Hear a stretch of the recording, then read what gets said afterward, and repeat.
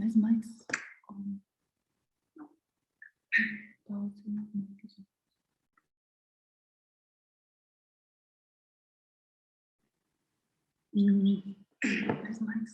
Good afternoon and welcome to Yashankar's virtual seminar series on the use of AI and innovative solutions to support good governance.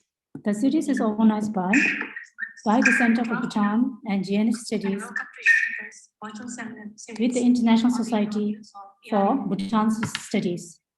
We are delighted to create a platform for debate and discourse on the exploration of different approaches to incorporating AI and digital technologies to enhance public service delivery and good governance. For today's session, we are delighted to welcome our esteemed moderator, Mr. Drupchu, Director of the National Center for Hydrology and Meteorology, NCHM.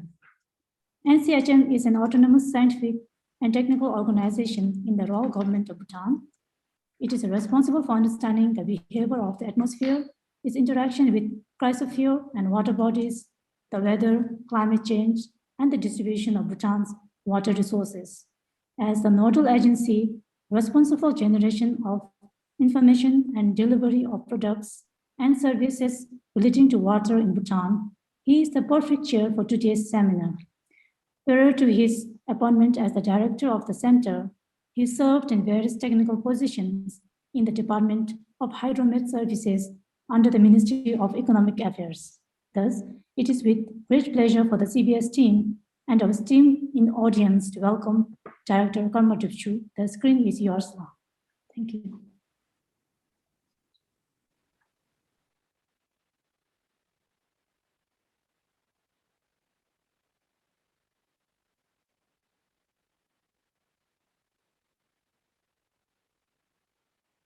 Yes, Karma Sir, we cannot hear you. Can you please unmute your mic? La? Sorry. It's muted. La. Your mic is muted. La. Now we can hear you. La. Now we can hear you. Very sorry. Thank you very much for introduction, Sawang, and good afternoon here in Bhutan and good morning in London. And welcome to the 6th Shinshankar Virtual Seminar Initiative on the Artificial Intelligence organized by the Center of Bhutan and the GNH Studies in collaboration with International Society of Bhutan Studies. My name is Drupchu. I'm the director of the National Center for Hydrology and Meteorology. And I will be moderating today's seminar on the topic, the water, the new strategies and technology for management and use, to explore the way in which we can utilize different applications of artificial intelligence for governance, cultural preservations, and technological transformations. And I would like to start by introducing our keynote speaker, a leading figure in the study of water policy, water security, Professor Robert Hoppe. So Professor Hoppe is the director for the National Water Security Initiative at the School of Geography and Environment, University of Oxford. He also served as the director of the water program at the Smith School of Enterprise and the Environment. His research interests mainly focus on the water policies, poverty, and economics, mainly focused in Asia and Africa. So Professor Hoppe is also the director of the REACH program, a member of the ESRC International Development Expert Group for the Global Challenges on the Research Program, and a member of the Expert Consultative Group on the Global Monitoring and WASH Affordability convened by UNICEF and the WHO. 2018, Professor Hoppe was a part of the research team with the engineering science, which won the inaugural University of Oxford's Vice Chancellor Innovation Award for the smart hand pump projects that was implemented in Africa. As we all know that water is life and quality is a health. So we all need water, but water is a cross-sectoral issues, it's a multidisciplinary and need a participatory approach for the management. Climate change and climate variability has a direct impact on the water resources. So water scarcity and the crisis is a global issues, it's a national issues, it's a regional issues, and it's a local issues. Bhutan is small, yet endowed with the rich water resources, fed with snow and glaciers with recurrent monsoons. Related to the most of the countries in the region, Bhutan has abundant fresh water resources with a per capita availability more than 94,500 meter cube per annum. Water is a very important natural resource and also the economic resources for Bhutan that drives the country economy, that sustain the livelihood and sustain the environment. Water resources in Bhutan are extensively used for development of hydropower projects, tourism, industries, and agriculture. So hydropower contributes about 15% to the GDP and almost 26% to the annual revenue. Therefore, Bhutan water security is a national security, energy security, and also the food securities. Bhutan, being located in the Eastern Himalaya, geologically young, fragile mountain ecosystem, is highly vulnerable to the earthquake, flooding, landslide, glacial lake outburst flood, and hydrometeorological hazards, and other climate impacts. So under the visionary leadership of the monarch with a strong conservation policies, Bhutan was able to maintain more than 72% of the country area under the forest cover and almost 51% of a country area under the protected area and biological corridor. This has a direct bearing on the conservation and protection of water resources in Bhutan. Despite very strong conservation efforts and abundance of water resources at the macro level, the problem of water scarcities are emerging at the local level.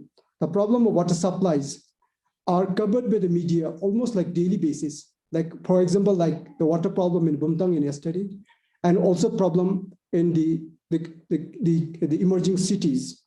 So with the impact of climate change and variabilities, the problem related to and issues related to water supply and water use is likely to increase. Particularly, I think Bhutan, we face the challenges related to water resource, mainly attributed due to the special distribution of water resources based on availability of time and space, also drying up of the water resources, also increasing population and urbanizations, poor management of supply and distribution system, including damages by the flood and landslides, multi-sectoral use, and of course, the complacencies of the users, water pollutions, limited data on the water informations for planning and designing, and also like impact of climate change. And of course, maybe due to the institutional structures and the arrangement. The question we have to ask is how the water and how we shape, how water shape us, and what the climate change the climate variability can shape these waters, environment, and us, and how can the technology shape us?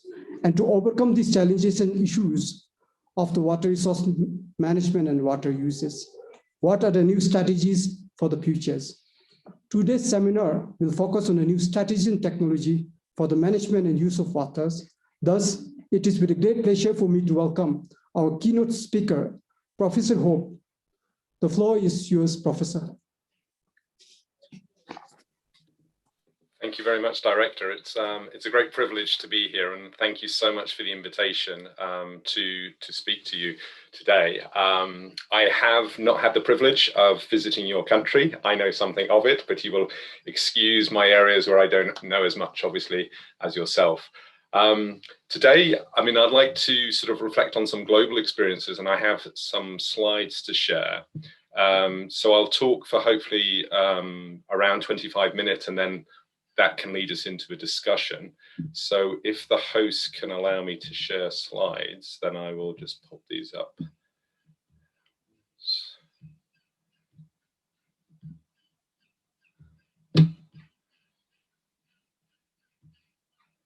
Okay, right. Just 1 second. You can do it now.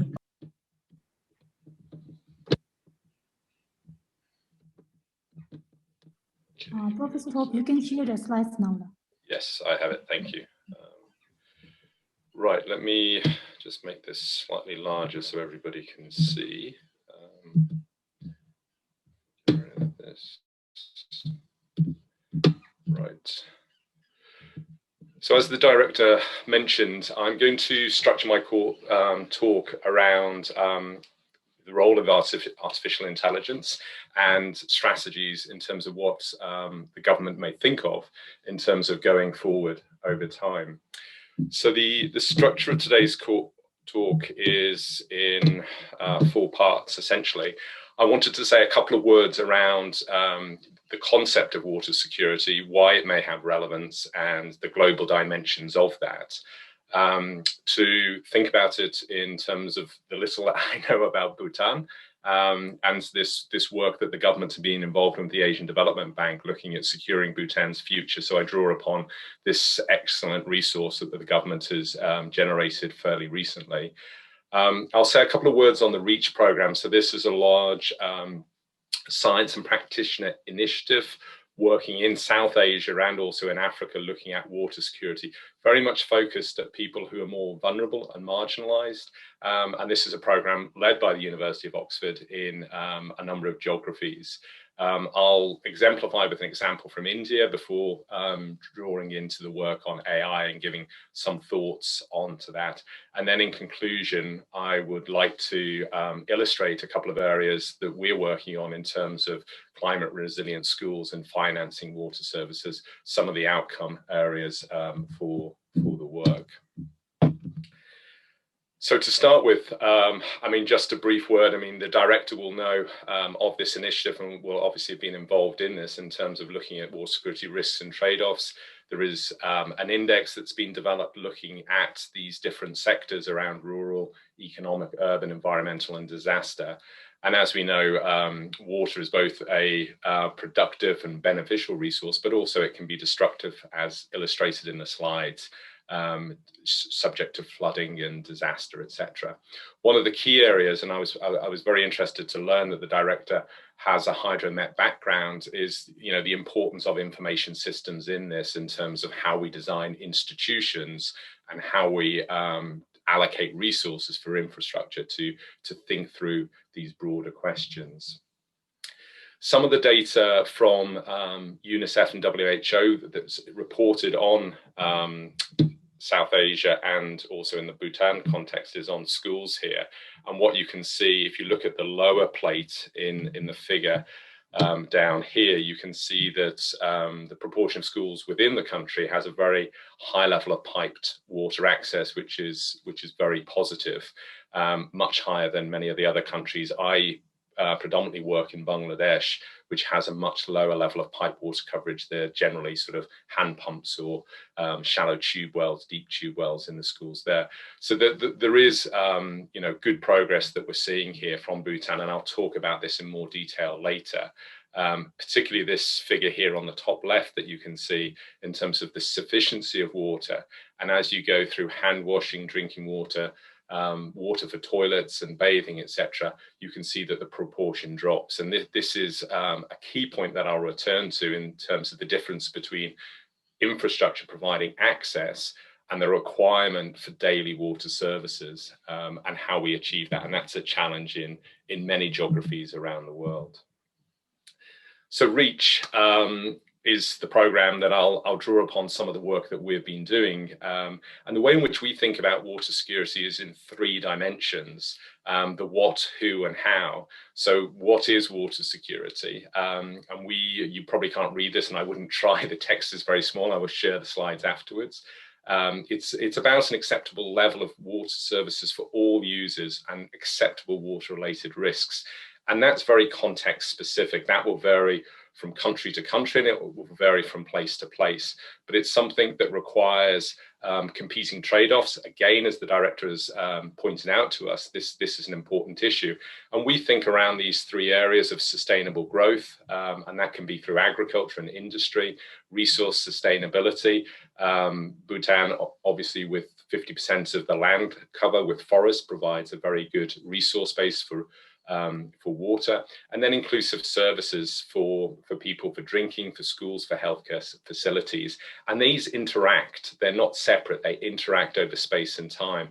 And that is something that we'll talk to.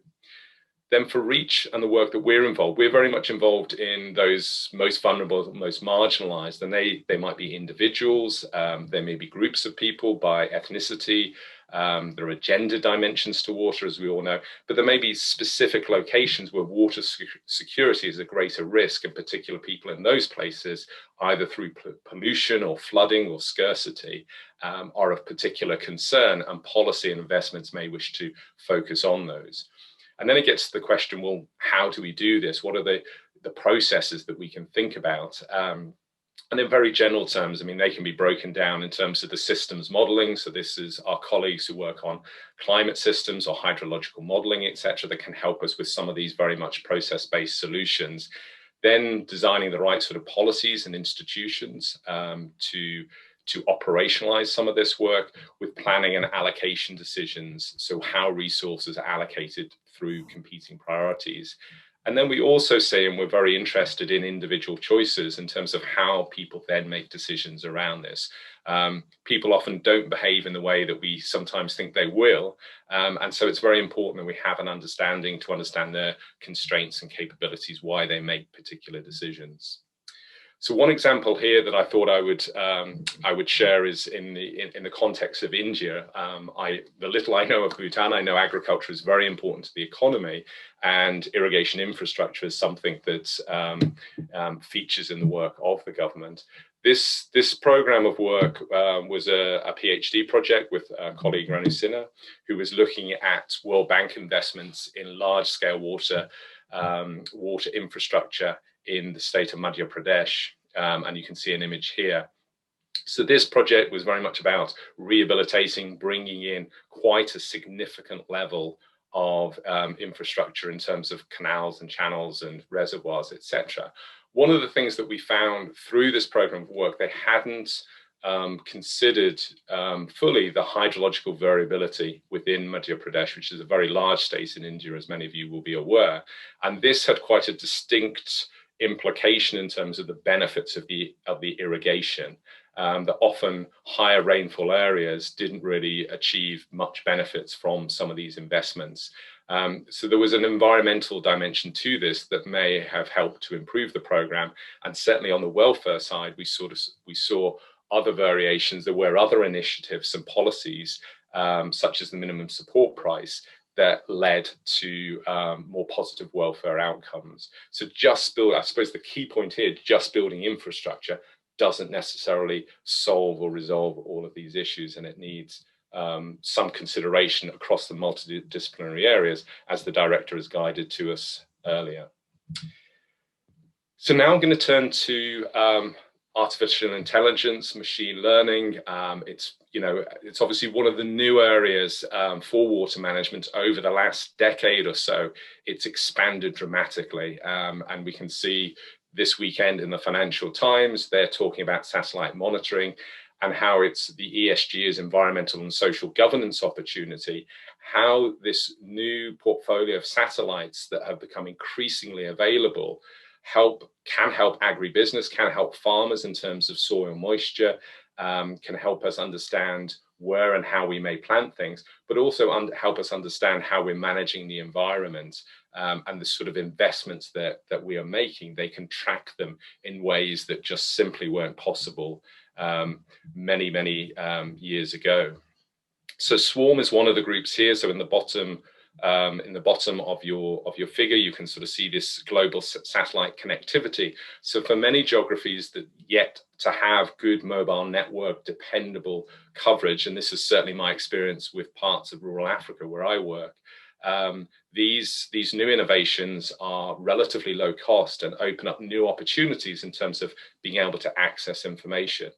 And then those multiple streams of information are starting to be used by companies that amalgamate this. So this is a new Oxford startup company, Oxford Earth Observation, that's trying to look at multiple streams of data to provide better analytics in terms of the sort of implications, whether it's for financial investments or environmental management. So there's a lot going on in this space now, and there's more available data than we've ever conceived of before. Some of the processes, well, you have this information, what do you do with this? This is more local to the Oxford area, and some research that's been going on, looking at issues in terms of sewage discharges into river bodies, which is an issue in this country and many countries. And what they've been able to do is use some machine learning techniques to understand where companies are making untreated sewage discharges.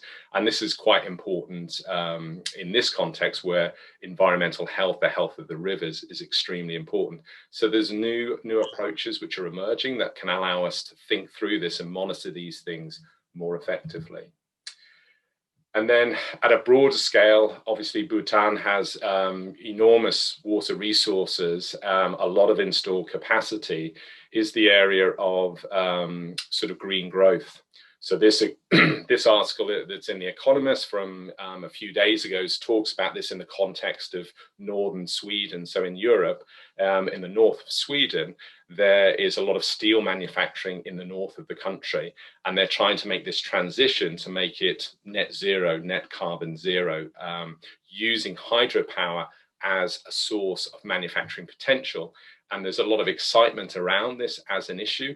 And it's one of the things that I'm sure the government and its advisors are thinking about with the significant hydroelectric potential, what opportunities may exist there.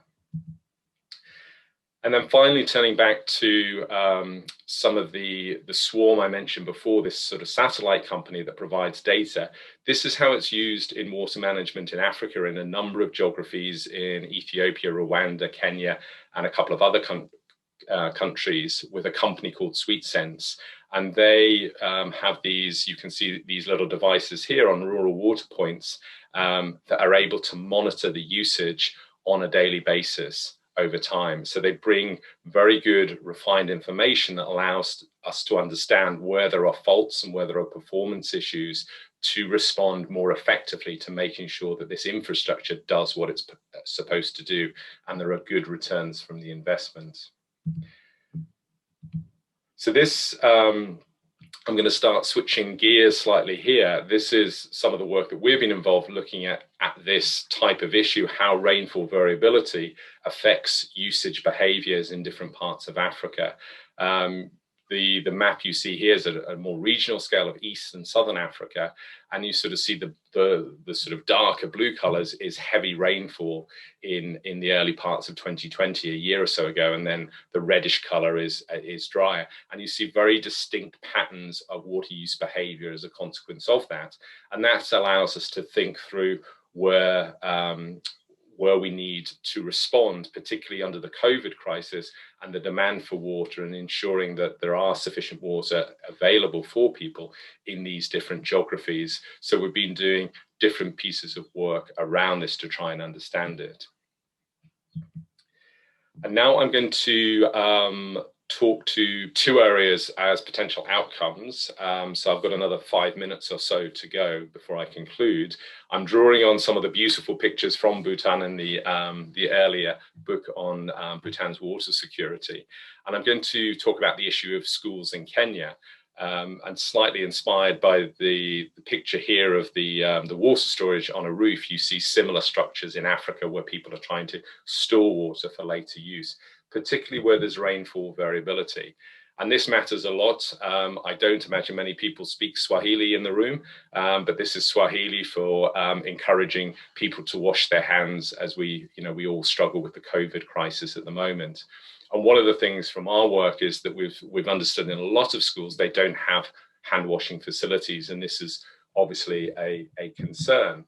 And this is compounded by the fact that even though many schools in Kenya, the vast majority, 8 in 10, have these water storage facilities, the dry season in Kenya is quite extended. And we heard earlier from the director about the water scarcity challenges. And we can see here that many schools run out of water after a month, and then they don't have water available and they don't have other sources. And this has a number of implications. The obvious one is that people can't wash their hands. So regardless of the infrastructure, whether you have a nice pipe system, as we understood earlier from the JMP data, Bhutan has, the majority of schools have a pipe system, but if there's not water flowing in the pipes, that doesn't really help. And we find with this other infrastructure as well, it's regardless of the type of water infrastructure you have, there are problems in water availability. And then another dimension to this is water quality. So we do a lot of work in the countries in which we work on water quality risks. So this is quite a busy diagram in front of you, so apologies for that.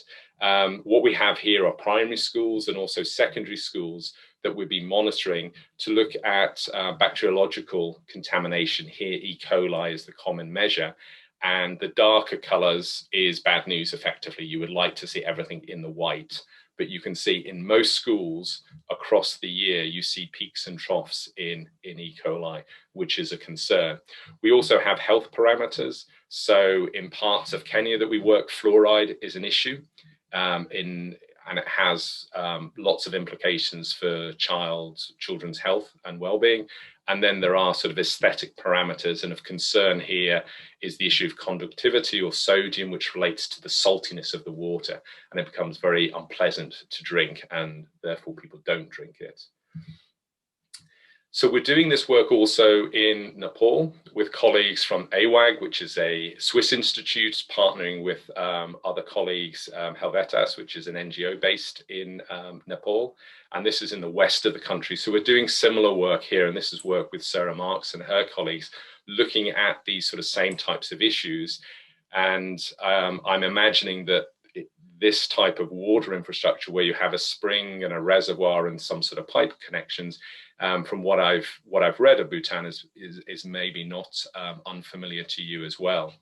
What I would draw your attention to is the figure on the bottom here. It's a little bit small, but what Sarah and her colleagues have been looking at is if you bring in water safety planning and you bring in chlorination, what happens to the quality of the water?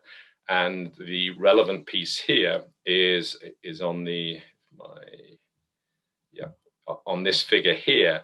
You can see a major reduction. So the before and after, you want this darker color, which is almost 80% with no real contamination, which is a very positive result, given that earlier it was sort of less than 10%.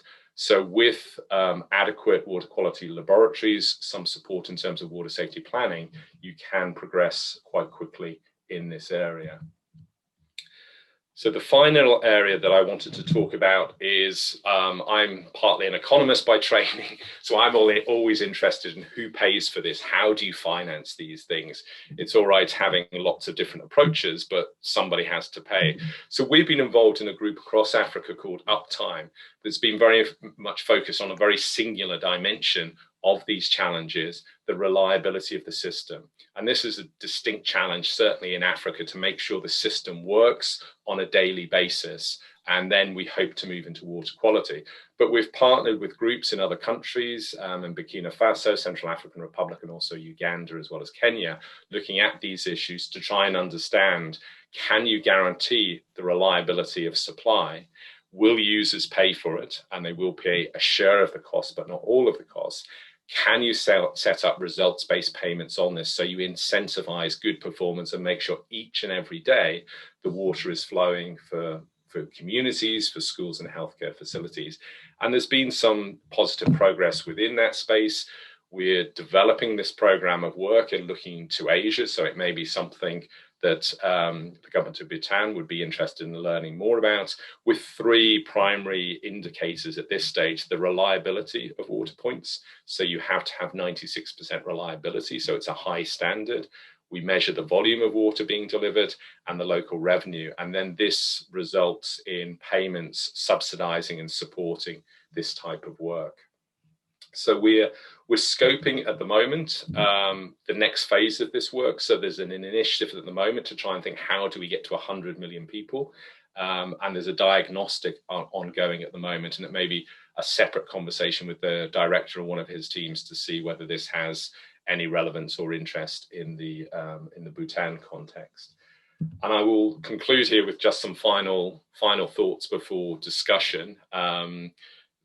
You can read this for yourselves, of course. There are issues with the climate issues that we face today in terms of how we manage the risks and what the opportunities are. And I think there are both. I think COVID-19 has made everyone rethink the quality of water services. and think more clearly in terms of how we deliver them. It has increased the marginalization and vulnerability of many people. It has exposed this in many, many geographies around the world. And it gives us an opportunity, I think, to try and address this. And this is one of the areas that Uptime hopes to do. And I think also when we talk of water security, I would see this as how you understand and make trade-offs within these decisions. It's a difficult and complex area, but you have to understand what are the outcomes you're trying to achieve, what are you actually trying to deliver on, and be specific to that. And this involves interactions between the type of infrastructure you may invest in, the institutions to manage that infrastructure, and what investments are required. So I will pause there. Thank you very much for your attention, and I will pass it back to the host for comments, and I'll stop sharing. Thank you so much, Professor Hopp, and thank you for sharing your global experiences and also your works done mainly in Africa and Asia. And I hope you all, our viewers, enjoyed these riveting presentations, and your talk has raised many points of possible direction that we can take in our own water security initiative and policies. And I would like to mention just a few so that we can make sure to fasten them in our memories. While I'm doing so, if the participants in the Zoom meeting have a short and sharp questions, please kindly raise your electronic hands or put your question in Q&A chats. But from your presentations, we can really say the data and the data democratization, how should we make available to all the users, and also how we use the artificial intelligence and technologies to collect the data. Since there are a lot of students attending these virtual seminar, before I open the floor to others, I would like to request Professor, if you can, in a simple term, explain what does water security means. Thank you. Okay, well, I will attempt to answer those two questions. I mean, the first one on water security, I think it's the way in which we think about it is providing acceptable water services to all users and managing those sort of risks and trade-offs. That's the way we think about it. There are sub-definitions within that, but I think that's the key one, to make sure there's sufficient water for people to drink, for economies to grow, for the environment to be conserved and protected. They're the key issues that you face, and there are trade-offs within that over space and time, whether it's drier or wetter parts of the years in different geographies that have different environmental footprints. In terms of the democratization, if I can say the word, of data, I think this is an interesting area. I know colleagues working on citizen science, so how people can collect the data and share the data. And I think this is a very interesting approach in terms of how that could be done. The one question I would pose back is, what do you need the data for? Data on their own, as you know as well as I do, have little value. You have to understand what the information is trying to head towards. And I think, at basic levels, it can be for people's understanding of certain situations, so they can understand, the availability of water in schools or healthcare facilities and things of that nature, potentially, availability or scarcity of water in different contexts, etc. But I think the work that we do around water security is very much sort of trying to understand what the outcome is.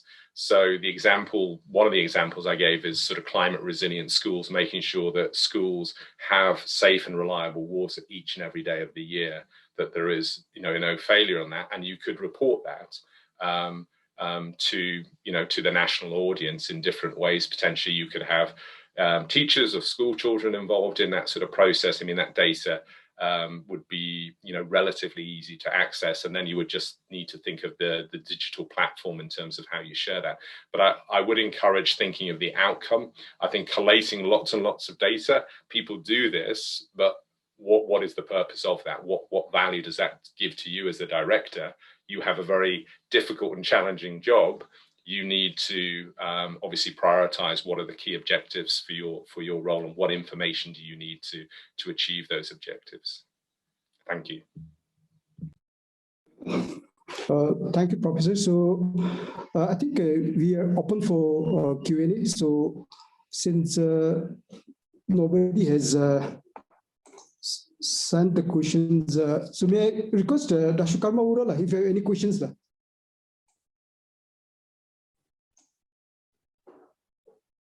No, I'm enjoying your dialogue. Thank you, Dashu.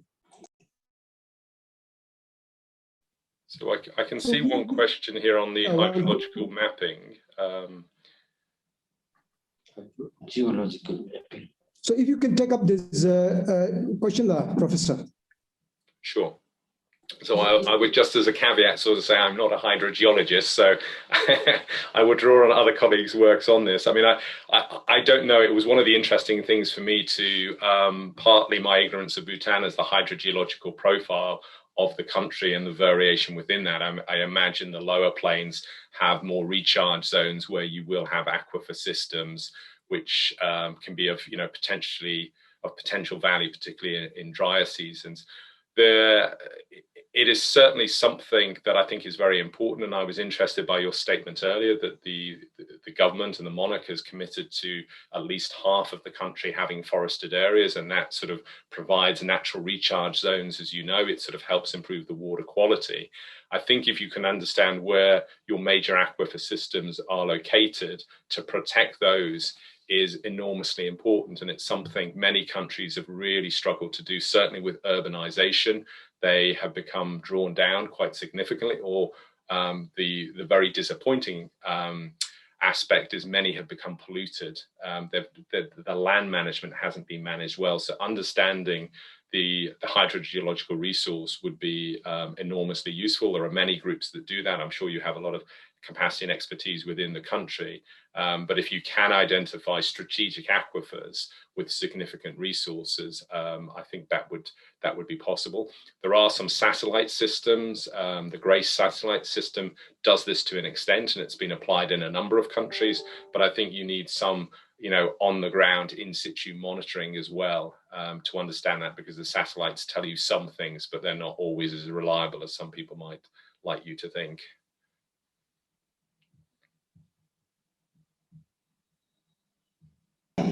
Thank you, Professor. But still, we are waiting for all the audience. I request if you have more questions, if you can send us in a chat, or you can raise your electronic hands. Since Bhutan, as you know, as I said, although we have a very good forest coverage, and the present problem we have is because of the mountainous topography. Whatever the regeneration of the flow we have is what happened is, I think, from the present some of the studies, out of 100, almost like 1% the water has been used in the country. So almost like 90% of the 99% of the waters flow directly to the India. So this is, I think, the problem we have in relation to the research. So being a mountainous countries, and these are some of the problems we are facing. So can you suggest any, what kind of recommendations or what Bhutan should, do in order to, increase this research in this mountainous area, Professor?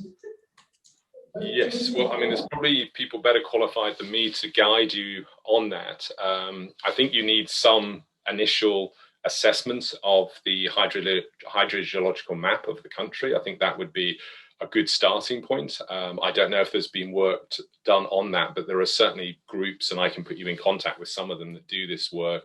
That would be a very good starting point, and then you would have a sense of where you may have strategic aquifers that you may wish to protect and prioritize. So there are a couple of questions coming up in the chat box, which I can respond to if that's appropriate. So one of the questions, I think, how can the artificial intelligence AI be used in the terms of studying the impact of climate change projections to the availability of water resources in the future? Yes, I mean, that's... Can you respond to this? Yes, I mean, I think that's, yeah, it's a very important question, and I think we have some colleagues in Oxford that look at this. I mean, obviously there's a global community. I think artificial intelligence, I mean, I don't know whether that's the key issue here, but certainly having projections and understanding of the risks and the variability in climate change, the temperature issues, I mean, the glaciers and the lakes and the issues that have been brought up in the discussion, I think are very important. So having the capacity not only to understand the science, but to translate it and communicate it in a way that it becomes effective for decision making, I think is one of the new horizons. A lot of people have these very elegant climate models. I mean, it's wonderful science, what people are doing, but how you translate those models, those images into decision making, what type of information you need to manage a river basin or to manage a utility, I think that's one of the areas that we need to improve on. So you need the information, but you need the institutional capacity that can use that in an effective way. Thank you, Professor. One of the questions I think they have raised is, my office recently published a report on the Bhutan glaciers lake and the potentially dangerous lake. And these were not comprehensive due to accessibility issues. And how would you recommend incorporating artificial intelligence in addressing such issues? Regarding this, I think recently, starting from the last few years, so our center has come up with the updated inventory of glacial lakes. Now we have just 567. And we have also done the glacier inventories. Now the latest is 700, and also potentially dangerous lake. Earlier it is 25, but now it's reduced to 17. But I'd like to mention here that our center has been using a number of artificial intelligence and also the IT the technologies. Even I think as we speak, so now with the use of the IT communication, so we were able to get the data from one of the potentially dangerous lake like Lunana in a real time to our office into our mobile. So these are the things we are using. But definitely, as you said, Bhutan, the accessibility is a great challenge, and particularly doing the field work in the area of glacier and glacier monitoring due to accessibilities. But maybe if Professor, if you have further comments on this. I'm afraid this is largely out of my area of expertise. I'm afraid I'm a humble social scientist. I mean, I can sort of see if colleagues may know more on this, but I don't want to speculate. I mean, it's something that I don't work on. I can understand the challenges that you've articulated, but it's not something that I could say anything that would be, I think, that useful. But I will certainly try and find and see if there's any colleagues that who could guide you on that. So we have a question from Ms. Sonam Chodon. So what do you think is the gap in the water governance in Bhutan? So maybe I think I will just request Professor, if you can explain what water governance is.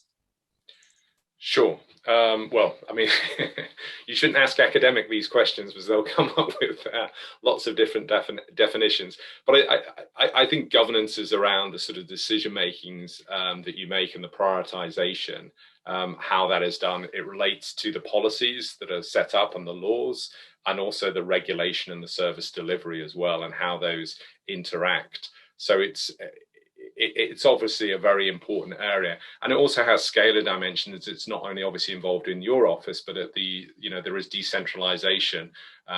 People at different levels are making different decisions, and how those groups and those individuals interact. I think this is extremely important. I mean, the gaps in the water governance, I think it's difficult for me to comment here because I mean I don't obviously have the expertise of the Bhutan context, but it's certainly an issue that you want to think through in terms of the prioritization of what the government is trying to achieve and how you manage that process.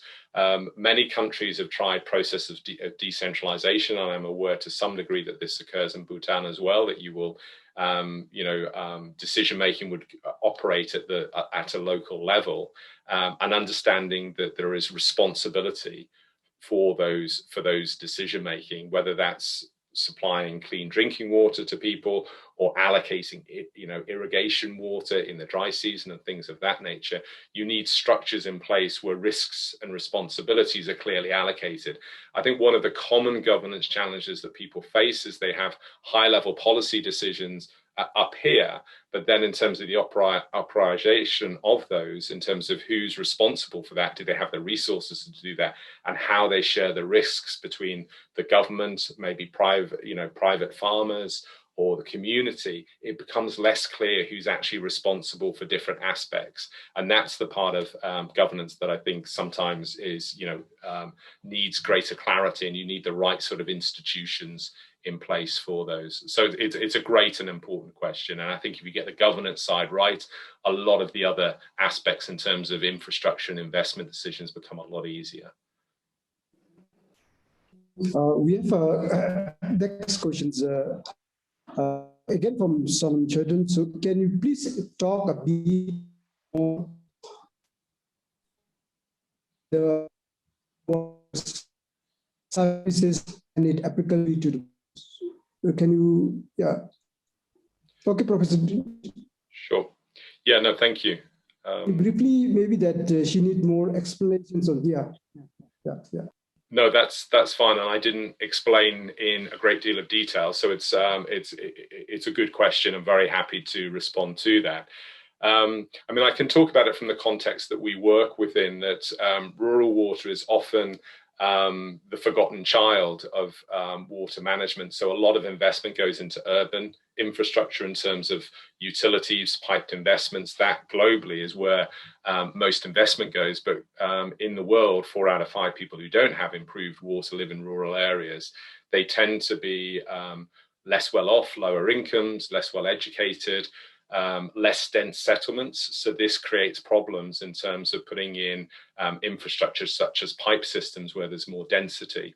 So it's a major problem, and one of the key things for uptime, and the reason for uptime, is to try and keep the reliability of services that water is provided each and every day in a very reliable way. And part of the motivation to do that is around finance. So we're very interested, and we recognize there's a major financing gap. So for those countries that have signed up to the SDGs, they estimate the global gap on an annual basis is $5 billion. So it's not huge in global terms, but it's a significant figure. What we have found from a lot of our work is where you can guarantee reliability, certainly to communities, they will pay a share of the cost, and that reduces the cost that government or other partners would come in. We are also finding examples that private sector, other groups, would share these costs. There are many groups that want to support countries develop their water supplies and deliver results, but they haven't really seen strong evidence of that. So they build infrastructure, whether they're taps and toilets and things of that, but they don't see the services being delivered each and every day. So this is partly our motivation for the work that we've been doing, to see if we can find non-traditional sources of funding to help people progress to much higher levels of water services. So there has to be demand from users. We find in Africa, certainly reliability is a big issue. People are willing to pay a share of the costs for that. And then if you have government support, we are finding there are other foundations or private sector that will support this. So we've got evidence of that, and this is why we're trying to think: is this a goal? Is this a priority? And this is where we get to the water security outcomes. What are the priorities for the government? You can't do everything, so you have to make a choice of what areas they are. But commonly, delivering safe water to people is a common priority of most governments, and I know in Bhutan it certainly is as well.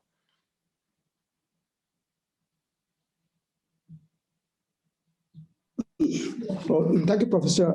There's another question from the school that the global population is projected to attain to the 10 billion in 30 years. So what is the future of water security? Okay, Professor, can you respond to this? Yes, for sure. Thank you so much for the question, and I'm delighted that we have some schools listening in today. I wish I was there in person, but thank you so much for the question. I think it's a very good question. I think the challenges that we face at the moment in terms of water security for a population of 10 billion are around the climate variability. I think this is one of the existential key challenges for us all, how we manage that, and the variability in water supplies is critical. And I think areas around water quality and pollution will become more and more important. So as we were talking about the groundwater or the aquifers in Bhutan, protecting those and making sure they're a long-term legacy for future generations, making sure we protect those, I think, is extremely important. So those are, I think, some of the key issues, how we manage this variability. And I think we will see a lot more variability and extremes in the future. And that means that we need to be more flexible with our policies and our investments and how we manage and allocate water in the future. And this is why I think what water security is trying to do is understand these interlinkages and what decisions do we make. So, for example, in many countries, agriculture is the main user of water. It's 70% globally, say. So can you continue to grow food with less water? Are there mechanisms that you can do around that? Can you rethink those sort of processes? Or do you have to prioritize other areas?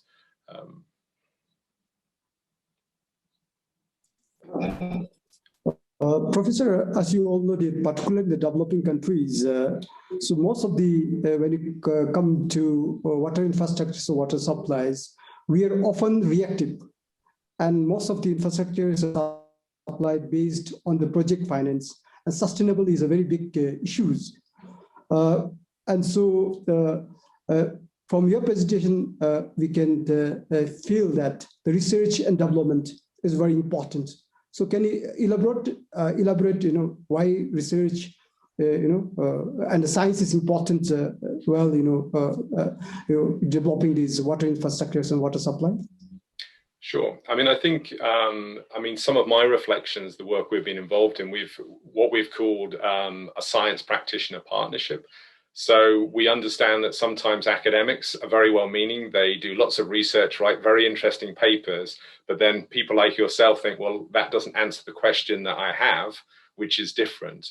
So what we have tried to do is work with governments in the countries that we work with to try and understand what your priorities are, what the questions are. So the design of our program has partly been to look at the most significant but uncertain issues. So we know there's a big challenge, say, with climate.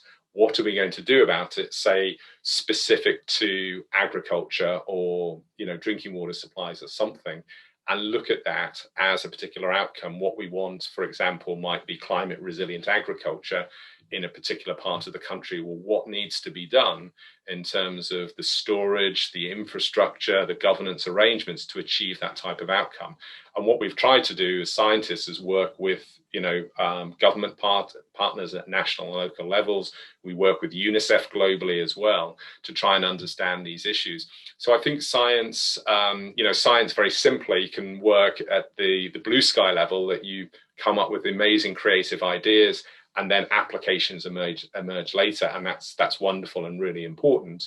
But equally, you could have applied science that you're looking at specific challenges around the world. And that's very much what we've been trying to do. And it's been quite a productive process. So for our climate scientists, we're telling them, we don't want your climate models. What people want to know is how you translate that information into making some decision making at a local level.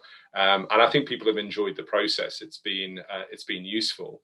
We've been lucky with the work that we've done, that it's been quite a long time horizon, that our program starts in 2015, it concludes in 2024. So it's almost a decade, which is very unusual for research programs. And I think you need time to learn how to work together, the relationships, build trust and things of that nature. It needs time to get to these things. What you can achieve in 2 or 3 years is often quite limited, I think. I think you need that trajectory over time.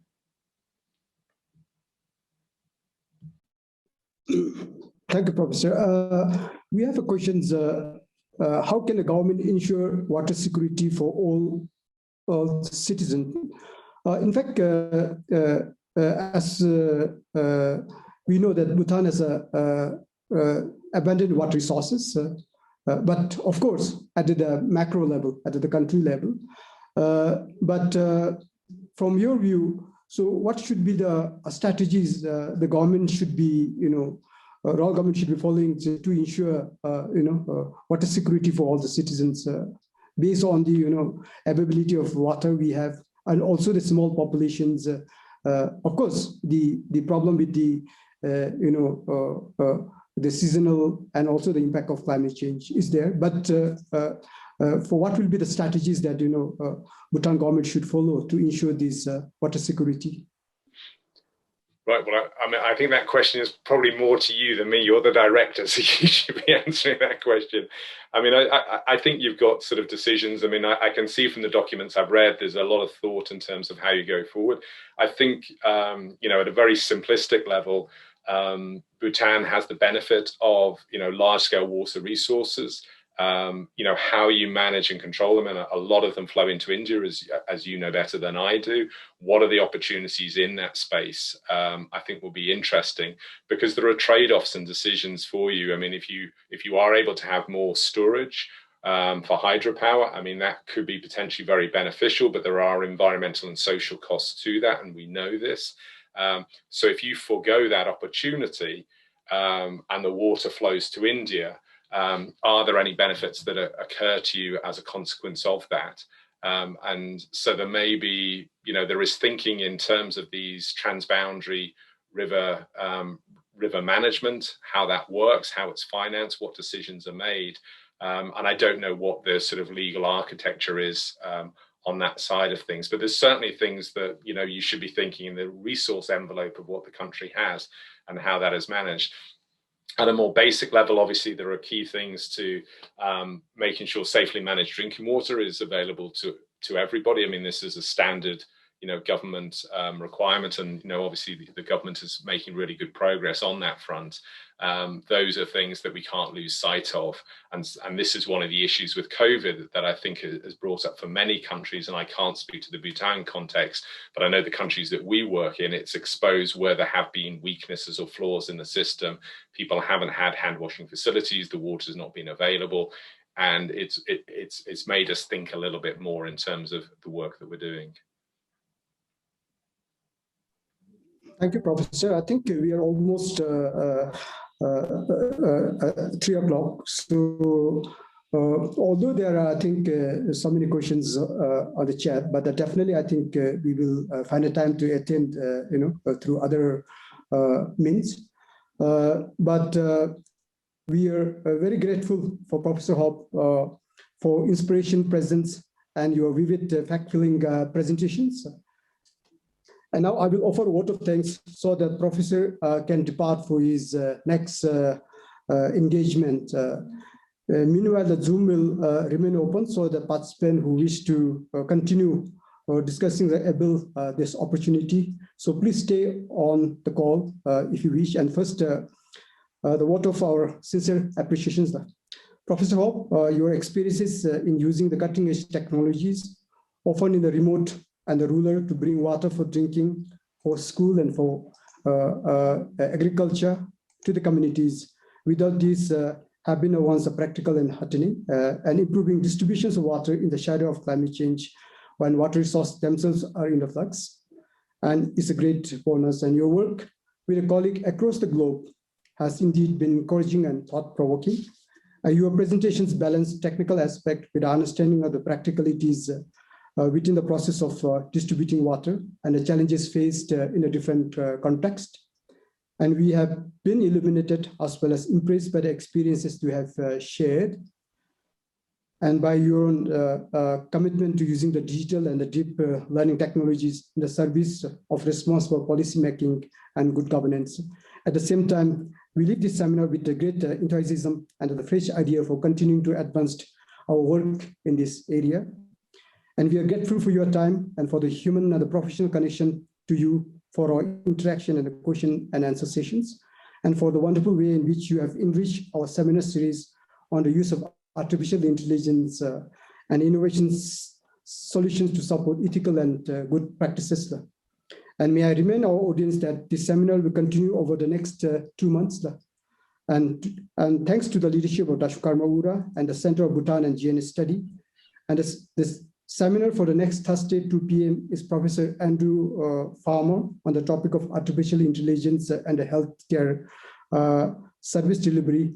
Please do register for this seminar and follow with the CBS Facebook and website and Instagram. So once again, on the behalf of all the viewers, thank Professor Robert, and we wish you best of luck in your endeavor and also successful in your future projects. Thank you very much, Professor. Well, thank you, Director. It's been a great privilege and honor to join you today. I thank you all for attending. I wish I could be there in person, but I wish you every success. I mean, I hope we are able to continue the conversation in the future.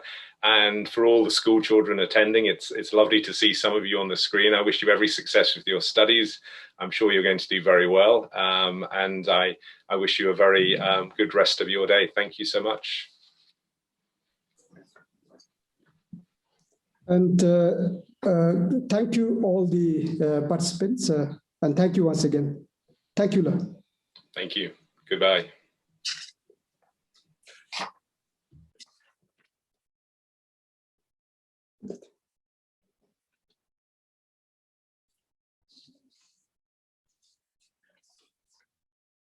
What is it?